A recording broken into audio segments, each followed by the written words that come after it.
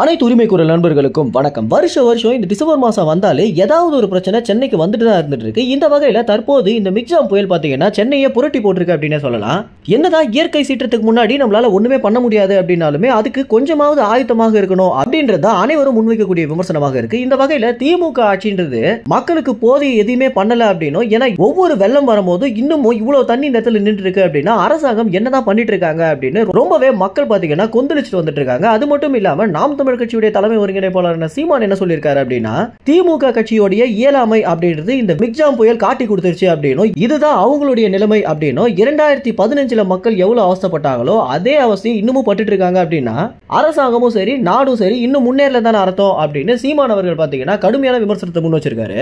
வேளச்சேரி போன்ற பகுதிகளில் மக்கள் ரொம்பவே அவஸ்தைப்பட்டு வந்துட்டு இருக்காங்க அப்படின்னு நம்ம காணொலிகளில் பார்த்துட்டு தான் இருக்கோம். இந்த வகையில உதயநிதி ஸ்டாலின் அவங்களை நேரில் சந்திக்க போயிருந்தப்போ அந்த பகுதியில் இருந்த ஒரு பெண் பாத்தீங்கன்னா உதயநிதி ஸ்டாலினை ரொம்பவே காட்டமாக திட்டிருக்காங்க.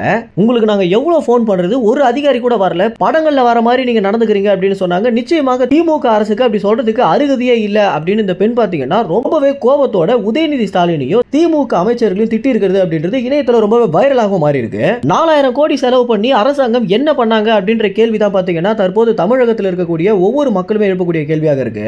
மேலும் புயல் இந்த அளவுக்கு பாதிப்பை ஏற்படுத்தும் அப்படின்னு ஸ்டாலின் அவர்கள் சொல்லி இருந்தாலுமே பெரும்பாலான நெறியாளர்கள் என்ன கேள்வி கேட்டாங்க அப்படின்னா, அப்ப 2015 நடந்த அதே மாதிரி தான் நடந்திருக்கு அப்படின்னா 4000 கோடி செலவுல நீங்க என்ன பண்ணீங்க அப்படின்ற ஒரு கேள்விக்கு ஸ்டாலின் அவர்கள் பாத்தீங்கன்னா எந்த ஒரு பதிலுமே சொல்லாம எழுந்திருந்தாரு. காலங்காலமாக ஆட்சி மாறிட்டு வந்தாலுமே நம்ம சென்னையோட நிலைமை பாத்தீங்கன்னா அப்படியே தான் இருக்கு அப்படின்றதுக்கு இந்த ஒரு நிகழ்வு பாத்தீங்கன்னா பெரிய உதாரணமாகவே பார்க்கப்படுது. மேலும் இந்த நிகழ்வு குறித்து என்ன நினைக்கிறீங்க அப்படின்னா, இந்த பாதிக்கப்பட்ட பகுதிகளில் நீங்க இருந்தீங்க அப்படின்னா உங்களுடைய அனுபவங்களை இந்த கமெண்ட்ஸ் தெரிவிங்க. நன்றி, வணக்கம்.